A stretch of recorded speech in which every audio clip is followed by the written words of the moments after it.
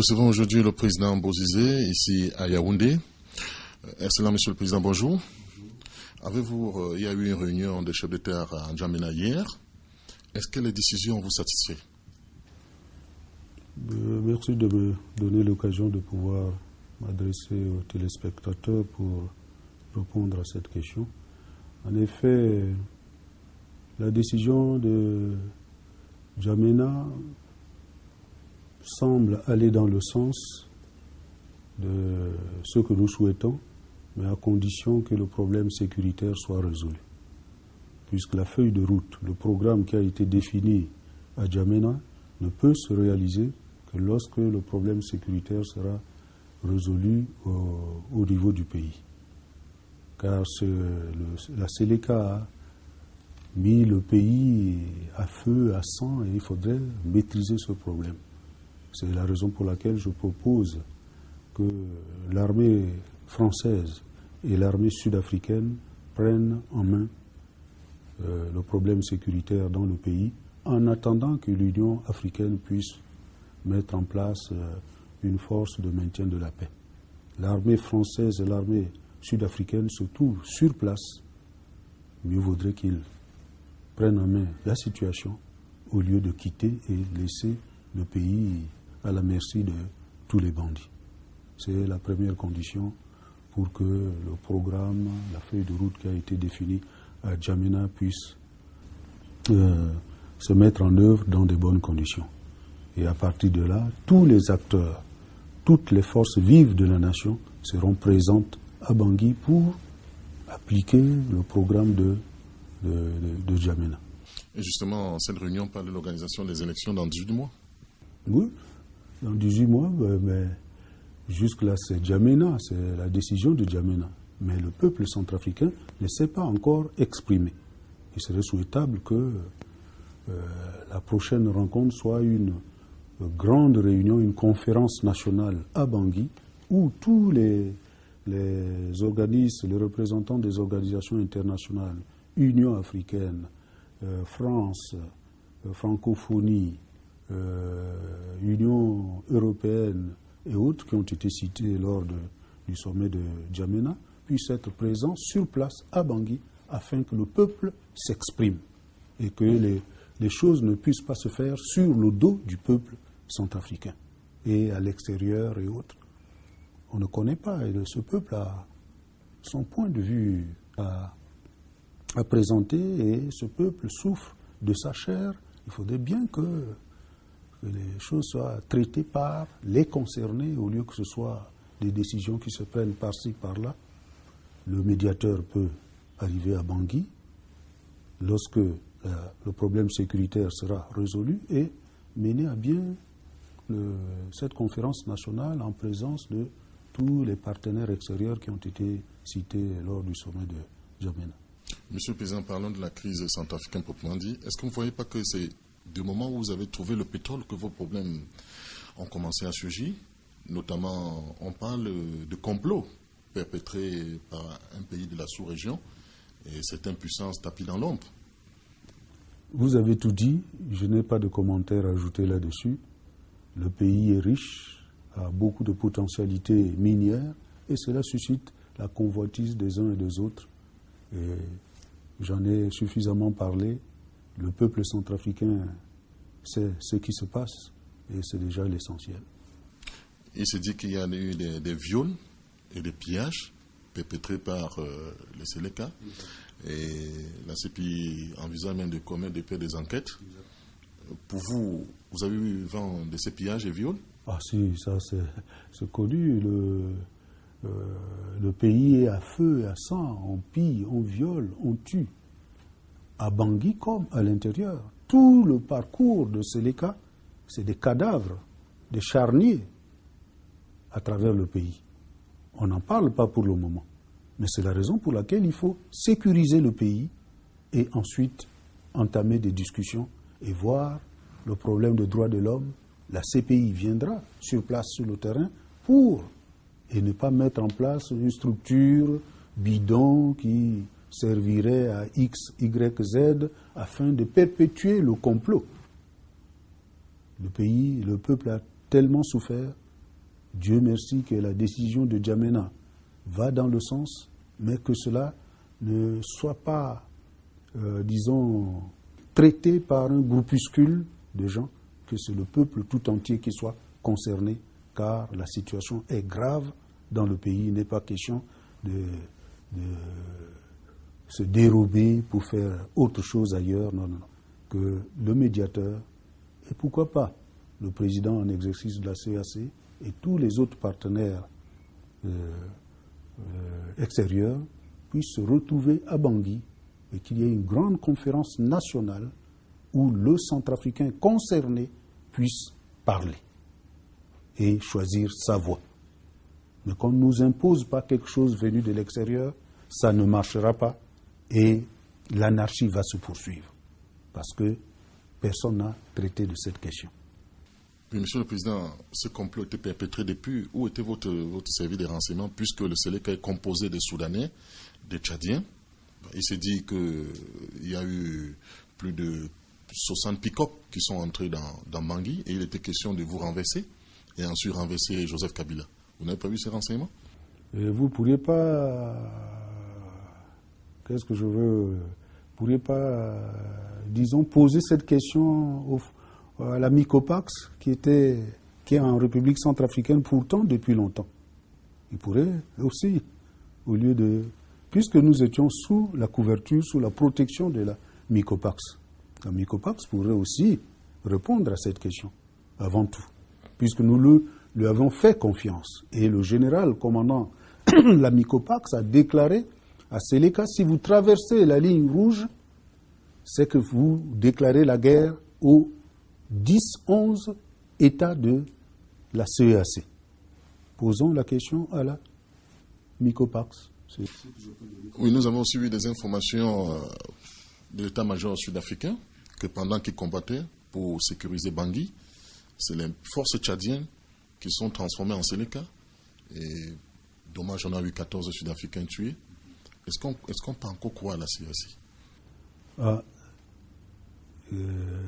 C'est la raison pour laquelle j'ai préféré que l'armée française et l'armée sud-africaine puissent prendre en main la sécurité du pays. Puisque la force de la CEAC, la Micopax, sa crédibilité devient douteuse pour le moment. Et je n'aimerais pas, la question que vous me posez est tellement importante que, selon les renseignements que nous avions eus, la Micopax a contribué à faire infiltrer les éléments de la Séléka à l'intérieur de Bangui. Je n'aimerais pas m'étendre là-dessus, sinon on me prendra pour déréglé alors qu'il y a beaucoup de choses qui ont été faites. Mais votre camp inverse vous accuse de ne pas avoir respecté les accords. De quoi il s'agit? Non, ça fait partie de la stratégie de mensonge pour pouvoir aboutir à la situation que nous vivons maintenant. Quel accord que je n'ai pas respecté? À N'Djamena, le premier sommet de N'Djamena, on a décidé que Séléka cesse les hostilités et repartent à la case départ. Est-ce qu'il a fait?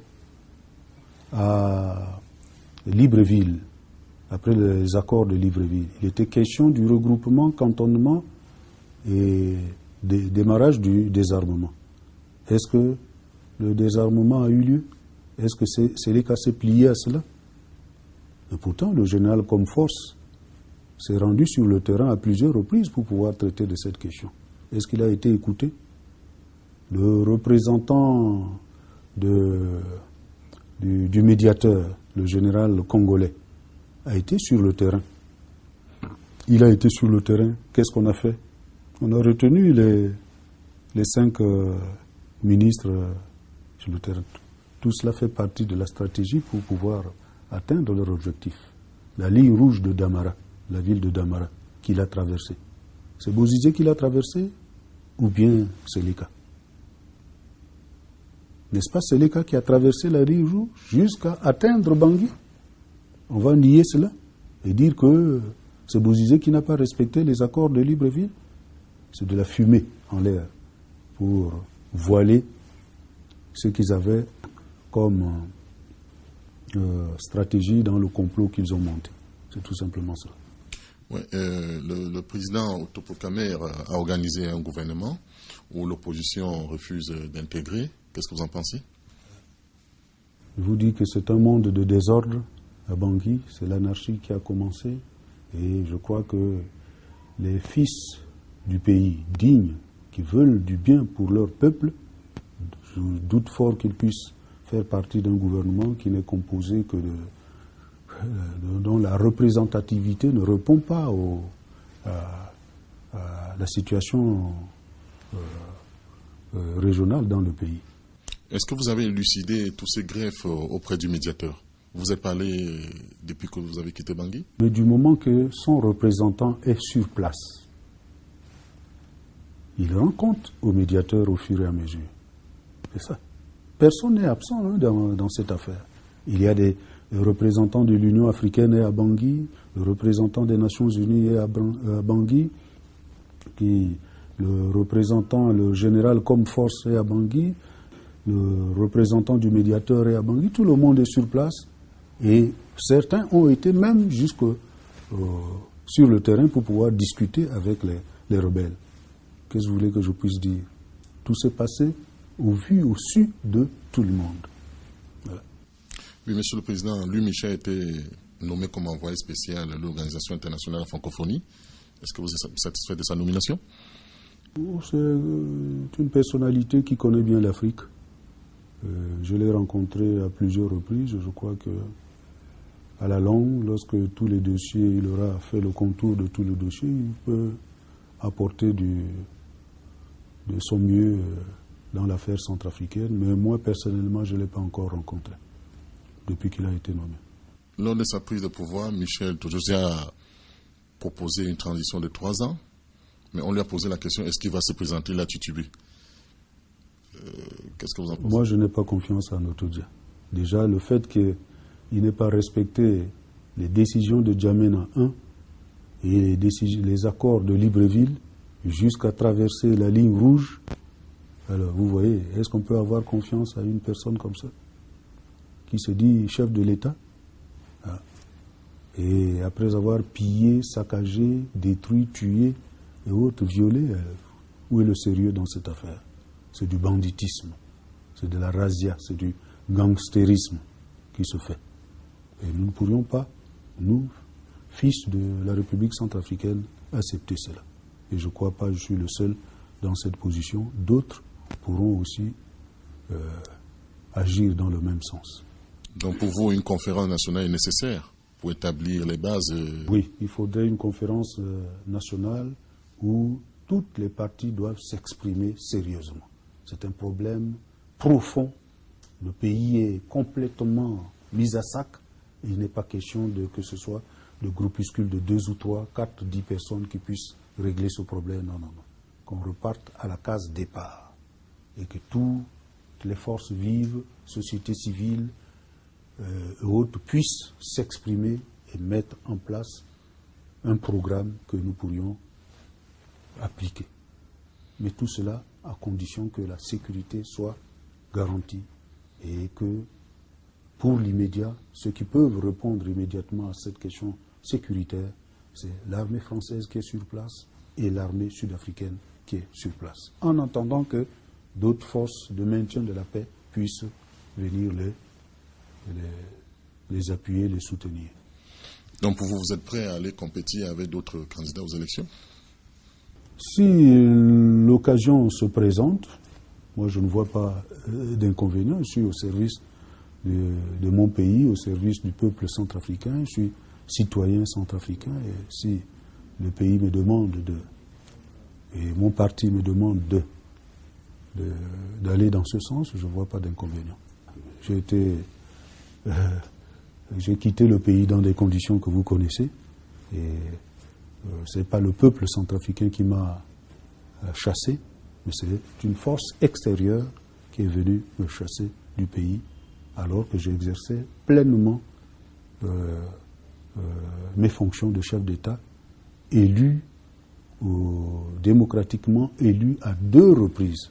Donc je n'ai rien à me reprocher vis-à-vis du peuple centrafricain.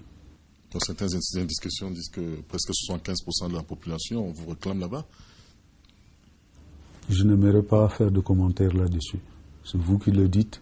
Et sûrement, vous avez fréquenté à plusieurs reprises Bangui. Vous avez aussi vos antennes. Et je vous laisse le soin de pouvoir en parler. Depuis votre retour d'Afrique du Sud, vous avez encore causé avec Jacob Zuma, le président sud-africain? Non, pas encore. Avec Idriss Déby?